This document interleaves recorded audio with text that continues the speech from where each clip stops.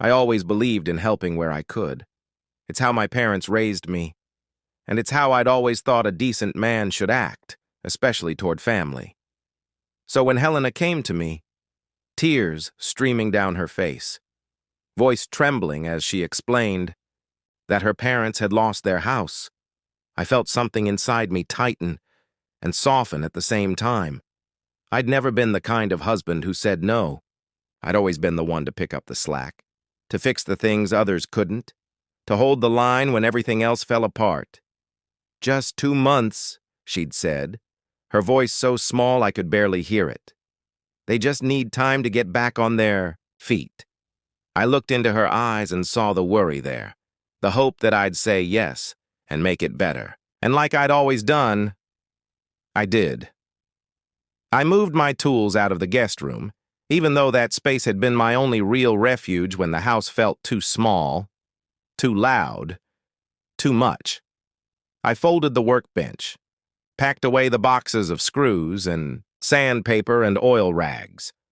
I set up a mattress with clean sheets, making sure it looked as comfortable as I could manage, like it belonged to them already. I stocked the fridge with things I knew her parents liked, even though it meant pushing aside the leftovers from the lunch I'd made for myself the day before. I did all this because that's what a husband does, I told myself. That's what a good man does. But 2 months turned into 8. 8 months of whispered arguments in the kitchen, of half-finished dishes stacked in the sink like a monument to my patience, of the thermostat war. Her father always wanted it warmer, while I came home from work sweating like a man who'd run a marathon. Her dad would sit in the living room, remote in hand, flipping through the channels like he owned the place, complaining about how the Wi-Fi wasn't fast enough, or how the water tasted funny. Her mom, sweet on the outside but sly as a fox, left dirty dishes in the sink like it was her personal rebellion against cleaning. Every night I'd come home hoping for peace, and instead I'd find chaos. A cluttered kitchen, a pile of laundry that hadn't moved, a silence that cut deeper than any words could. I tried to talk to Helena. I really did. I'd ask, "Hey, any word on the apartment search? Do they need help with the deposit?" But every time, she'd wave me off with a tight smile and a shrug. "They're looking," she'd say. "It's just tough out there." Meanwhile, her dad's car stayed parked in my driveway, the tires collecting dust. I'd see them at the dinner table, her mom with her phone in hand, scrolling through Facebook, her dad with his cigar, smoke drifting into every corner of the house. The smell clung to the drapes, to my shirts, to my skin. It felt like I was being suffocated in my own home. One night, I'd had enough.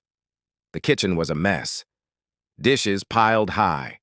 Bits of food crusted onto plates, the smell of salmon lingering, like a threat. I found Helena at the top of the stairs, a towel slung over her shoulder. "So," I said, trying to keep my voice even, "when are they planning to move out?" She didn't even blink, just looked at me with that same tired smile, the one that had started to feel like a lie. "They're staying," she said, like it was the most normal thing in the world. And then, with a tilt of her head and a tone so casual it felt rehearsed, she added, "If that's a problem, maybe you should be the one to go." I stared at her. The words hit me like a brick to the chest. My wife, my partner, my person, telling me to leave my own home, like I was the one who didn't belong. Before I could respond, her sister Margot appeared on the stairs, arms crossed, a smirk on her face that told me she'd been waiting for this moment. "Finally," she said, like she'd been counting the days until I'd be gone. I felt a cold rage settle in my bones, a slow, simmering anger that replaced the heartbreak in my chest.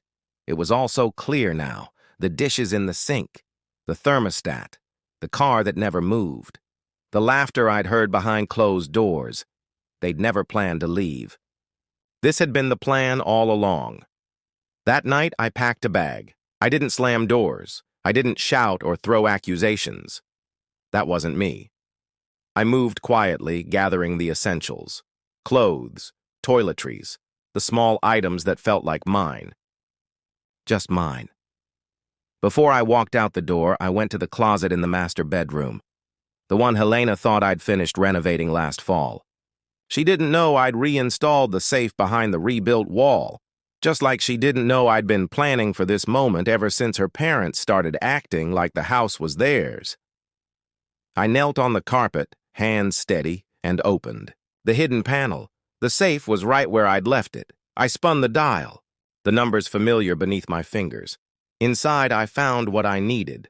Proof. Protection.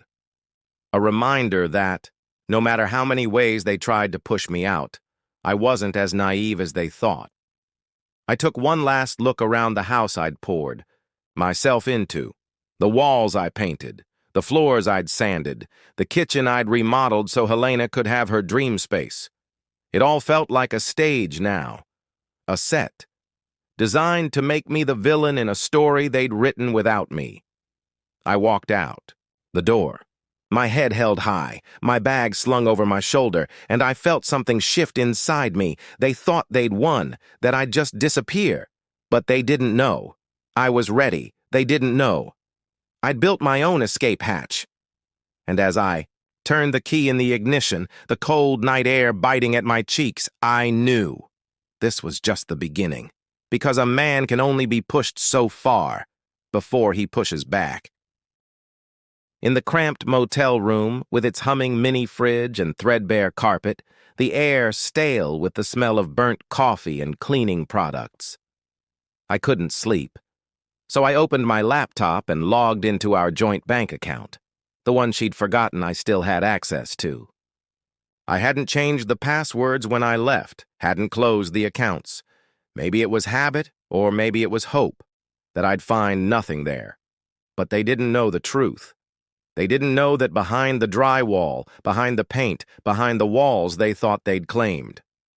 My safe waited, holding the truth that would bring it all crashing down around them.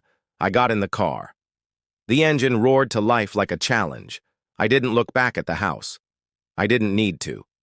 I knew every inch of it. Every corner. Every secret. I built that house. And soon enough I'd take it back, because I wasn't the one who didn't belong. They were. From the thin, scratchy bedspread of a low-budget motel room near Monument, I stared at the flickering TV screen, but the images blurred into a haze of neon and static. The place smelled like bleach and broken promises, like every temporary room I'd ever stayed in during conferences or emergencies. Only this time I wasn't just passing through. I was hiding,